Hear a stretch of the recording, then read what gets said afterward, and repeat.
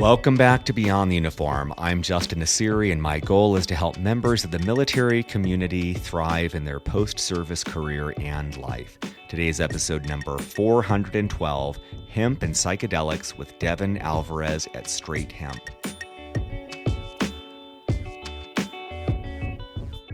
My drive to support the psilocybin and psychedelic plant legalization has never been to make money. It's always been out of a sense of duty and commitment, to my community, to my family.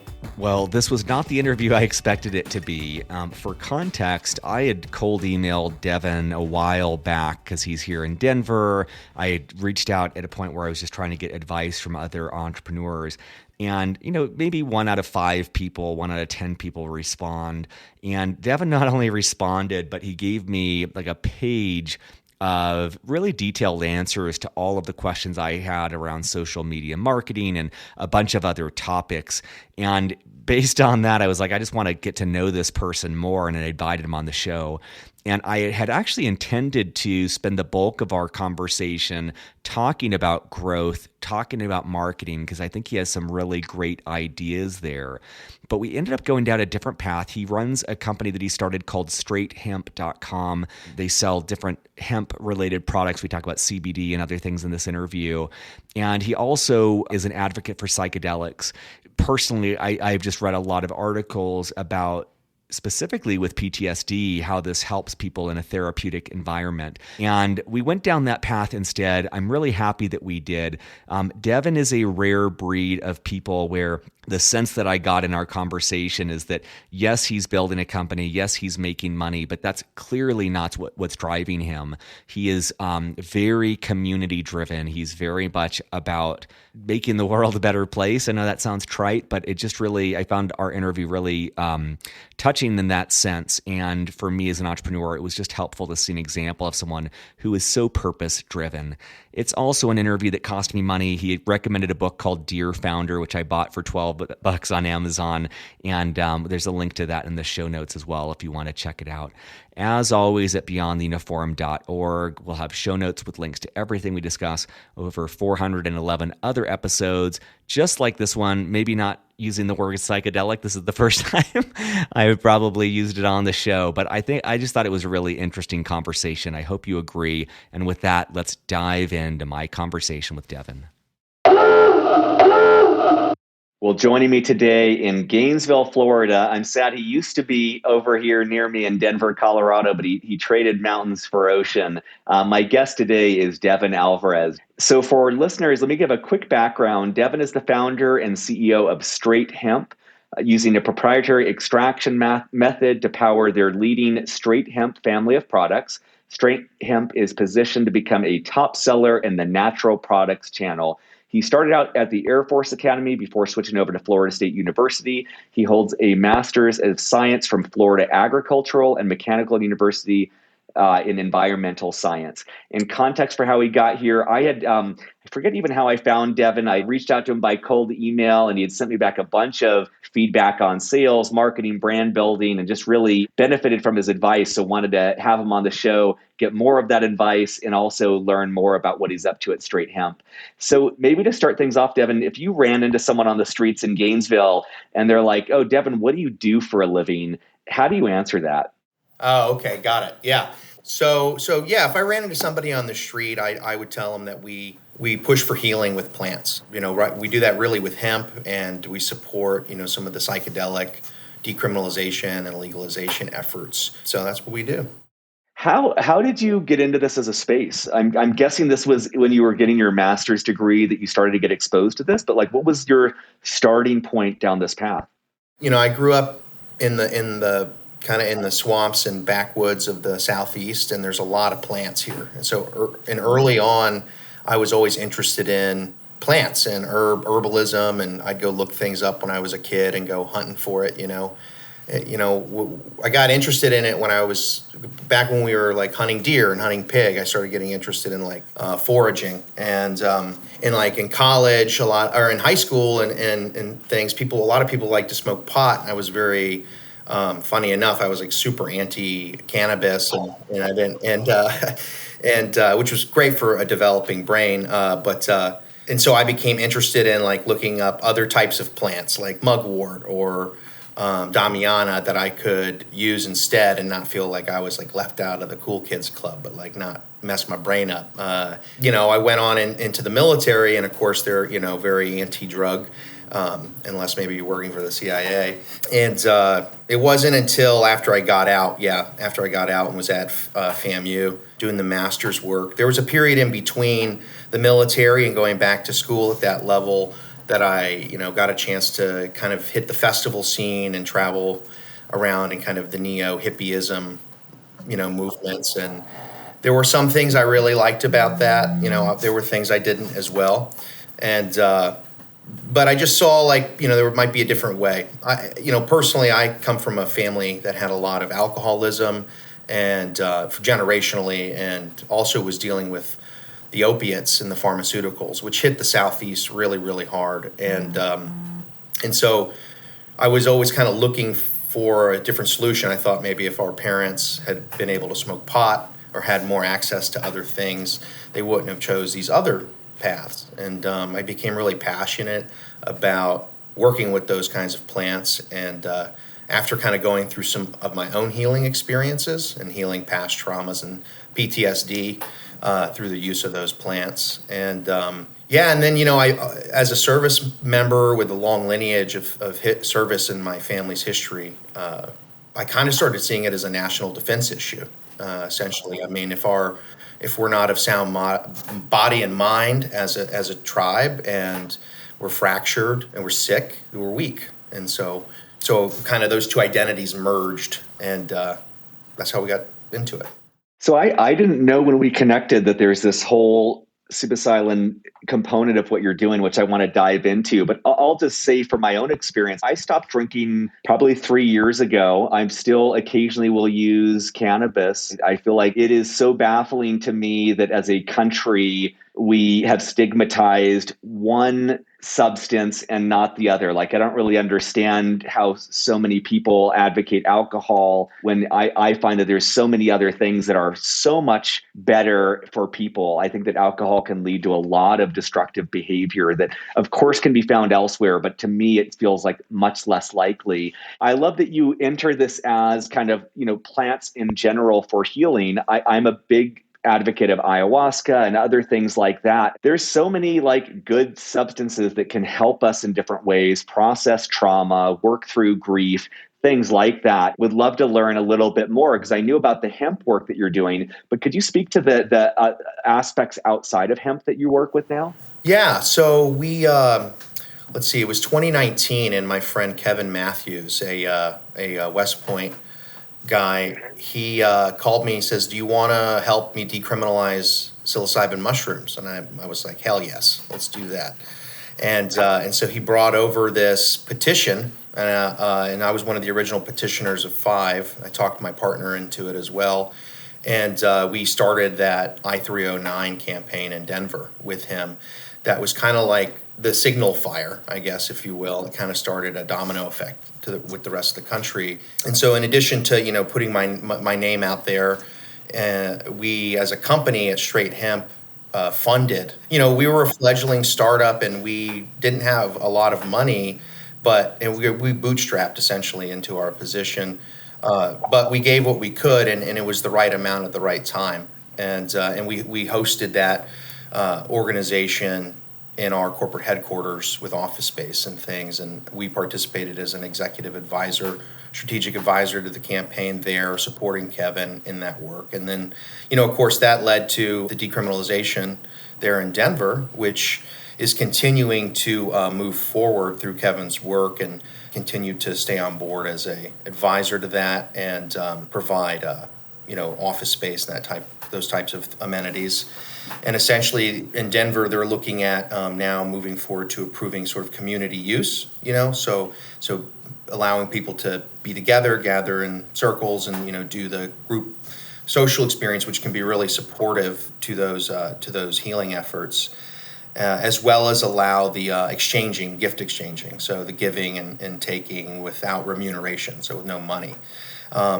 And that really kind of opens it up. And that's an interesting model because legally, if that model's taken, then it may eliminate the need for commercial aspects of it. And that's one thing a lot of advocates in the psychedelic psilocybin space are hesitant. You know, they don't want to necessarily see the bastardization of it through commercialization efforts, which, you know, there's a lot of contention around what's happened with the rollout of cannabis and the disenfranchisement of minorities, or the cartelization, you know, turning things into cartels like they have here in Florida with very limited licensure. So that's one aspect of that work. I've currently started some conversations here in Florida that will hopefully get to the state attorney's office about, you know, how we might approach decriminalization in Florida. I've been told that like a civil citation program in cooperation with the state attorney's office might be the best route.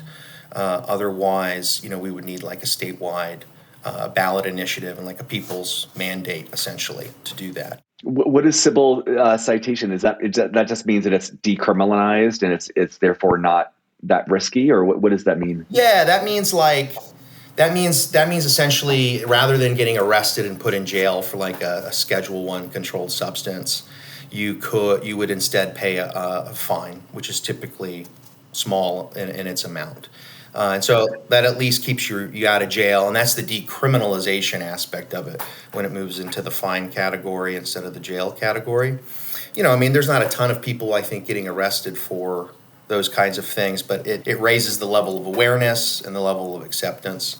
And so essentially in Denver, what was done with that ballot initiative, it was a directive by the people that directed the city to instruct law enforcement to make it the lowest arrest priority and barred the city's prosecutors from using funds to execute on that.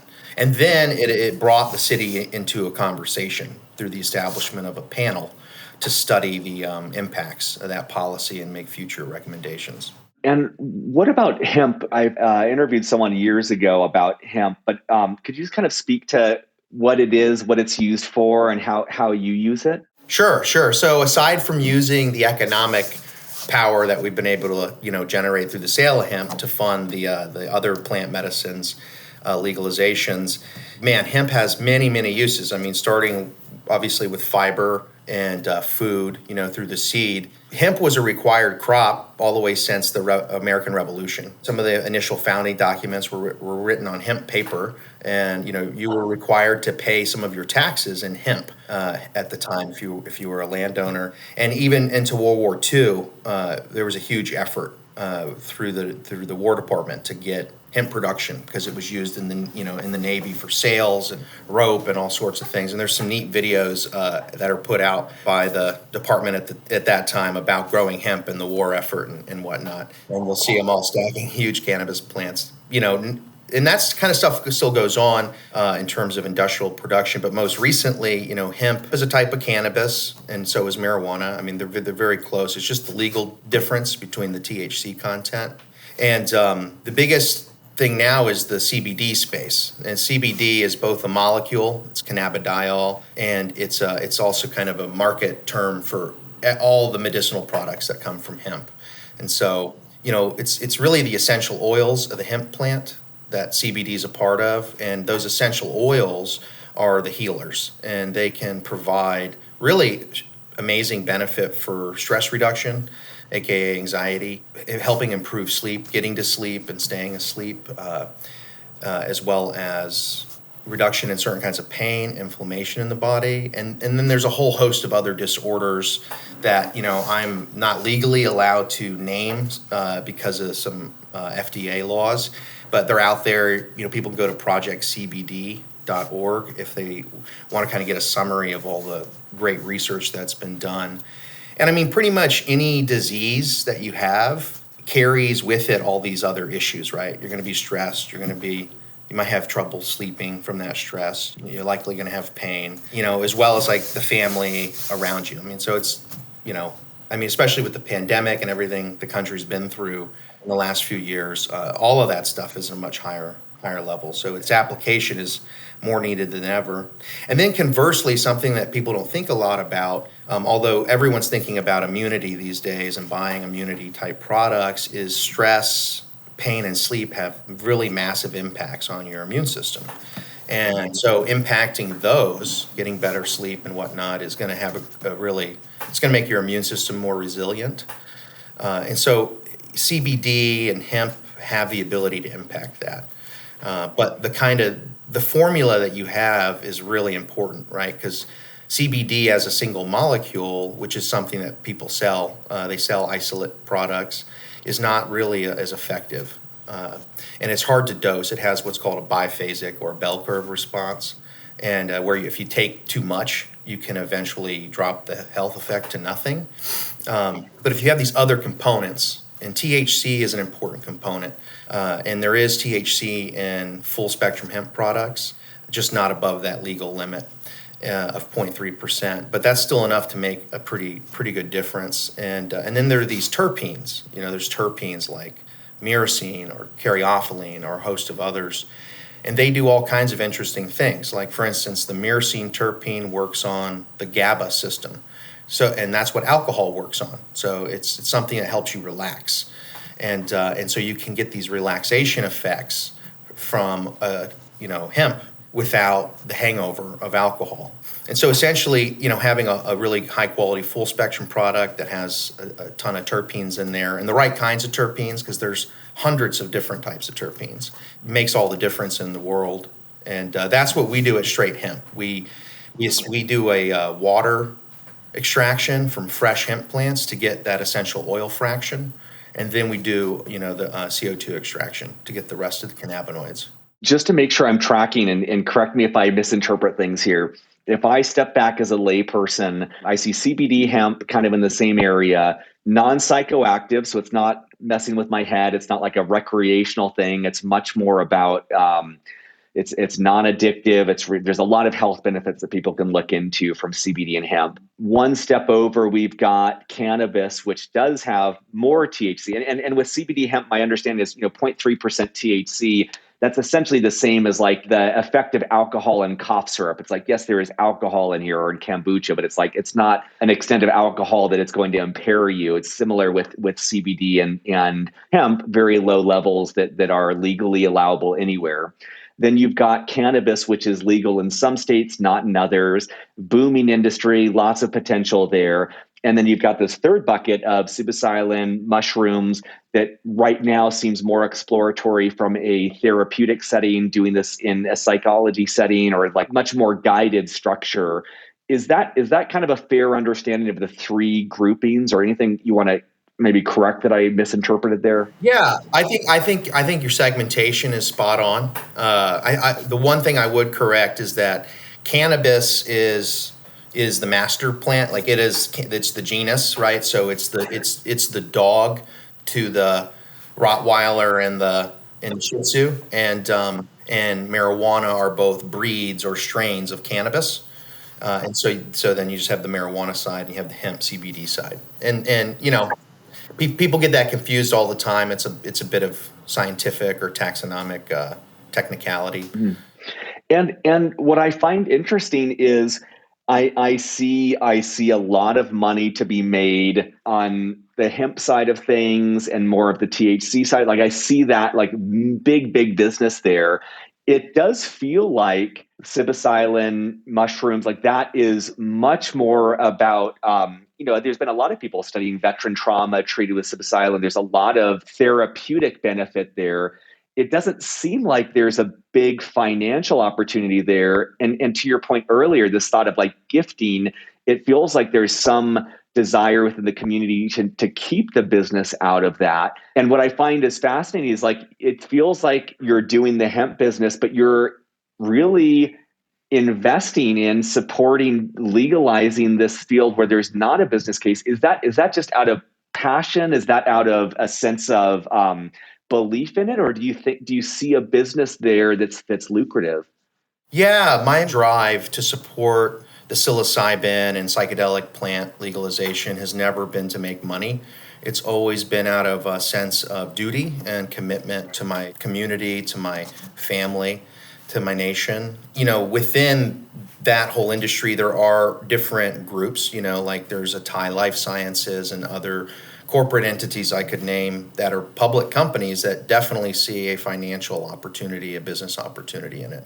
And I mean, I'm not necessarily against that per se, but I think it has to occur with, the ability for people to also do the other models, right? Some people are going to want to go to a clinic or a kind of a structured event retreat space or something like that. And then others are going to want to do their own thing under their own structure or, what have you. And so I just want there to be plurality in the marketplace and freedom, essentially, and liberty. And that's what we stand for with that. I personally haven't planned any businesses around that, and I don't really think I ever will. I just respect the purity of intention that you're bringing to this. Like it's very clear that you're passionate about serving and helping others. And I just really admire the way that you're investing your energy, time, and money into something that helps the community, even though there's not a clear business path there. I think that's very powerful. And what I'm imagining is you bring that intentionality into the products that you do at Straight Hemp of wanting it to be pure and clean. Like I feel like there's a lot of murkiness in this space, and I, as a consumer, don't really know what I'm getting. And it feels like where vegetables were 20 years ago, where it's like, what is organic versus like pesticides? Like there's just like no understanding of what we're putting in our bodies. And so I just wanted to name that I appreciate that. And I imagine that it's important to you that the products you're selling are really clean and pure and not cutting corners to just make a buck right now. Yeah, it's very important to us. My mother was going to die from an opiate addiction that she was prescribed, and I couldn't find a product that I trusted. I'd worked in quality control with marijuana with the state for a while, and knew the ins and outs, as you're saying. I mean, it's very murky, and we decided to just launch a brand that was very clear, didn't cut corners, and we manufacture everything per FDA standards, and we have the facilities registered with them, and we test every batch for everything, all the contaminants and the cannabinoid levels, and we probably we invested in technology, like formulation technology and quality control and manufacturing, before we really invested in marketing and branding. So we really put the quality first, and we're now kind of in a push to get the brand out there more than it has been. And we could have gone with a contract manufacturer and just had other people make our stuff and accept kind of whatever is already out there, but we wanted it to be the most effective, highest quality product we could, and you kind of have to own it to do that. That's great. Very, I know we're towards the end of our time here. A very different course of conversation than I expected coming into it. And I am mourning a little bit that we didn't have more time to talk about the business aspects of things, but I really am just intrigued by this space. And I feel like you're among the forefront of people that I know that are doing this. So I appreciate that. Where can people find out more? I made a note for our show notes of projectcbd.org, but where can people find more about you, more about Straight Hemp? Yeah, so straighthemp.com, that's the website. And that's going to be going through some updates as we launch the branding around these formulas that I've been talking to you about. They're already in the products, but we haven't put it out there. And then I guess I personally don't have any information out there on the web. People can find me on LinkedIn if they want to get in touch. Just my name. And I mean, I guess I would, if I had any advice for entrepreneurs getting started, I just say go for it. I failed a number of times, and so I've learned a lot. And it was all of those lessons that became bricks in what we've built today. If anybody's out there is currently in a business and it's young, I would recommend a book called Dear Founder by I forget the author's name at the moment, but that is an awesome book. It's not like a read cover to cover kind of thing. It's like a consult when you have certain issues kind of a thing, and it's been very helpful going through the journey. And don't skimp on legal and accounting services. Like get that stuff down early. I will put this in the show notes, but it's Dear Founders, Letter of Advice for anyone who leads, manages, or wants to start a business by Maynard Webb. I'll include the link to where you can get that. I'm going to check that out as well. Thank you, Devin. I am grateful we were able to connect on video here and on audio for our audience. And I hope that our listeners reach out. I'm going to take a look at your website too. And I haven't done a lot of CBD or looked into that, but I just understand the health benefits and respect the way that you're approaching this I mean, the fact that you invested in quality controls before marketing is so revealing. I'm so jaded. I feel like every industry is the opposite, which is like scale, scale, scale, grow, grow, grow, sales, marketing, rather than let's create the best product that we can. And in your case, that means, making sure that it's not doing harm, that it's living up to what it says it should. So as a fellow entrepreneur, I respect that, because I often feel the need to grow. Mine is software, right? But we'll produce buggy software sometimes rather than slowing down and doing things right. And so, yeah, it's been awesome talking to you on this. Thanks, Justin. Yeah, you're a good interviewer. So surface.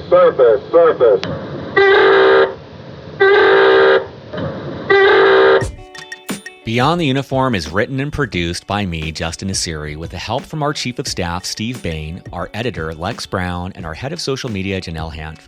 We are an all-volunteer organization and would greatly appreciate your help in any of the following ways. First of all, spread the word. Beyond the Uniform has over 380 podcast episodes and 15 on-demand webinars, all offered for free. Help us spread the word on social media, at military bases, or whatever gets this resource in front of the men and women who need it. Positive reviews on iTunes go a long way towards this as well. Second of all, sponsorship. Beyond the Uniform relies on sponsorship to keep us going. There is so much more we'd like to do, but just don't have nearly the resources to do it. If you know of a company that would advertise in any way with Beyond the Uniform, please send them our way. Third of all, donations. If you're in a financial position to donate, you can find more information on the support section of our website. At our website, beyondtheuniform.org, you'll find over 380 episodes categorized by industry, functional role, and more. You'll also find both free and for-purchase resources that take a deeper dive on topics related to career growth. Thank you for your support as we aim to help members of the military and their families thrive in their post-military career and life.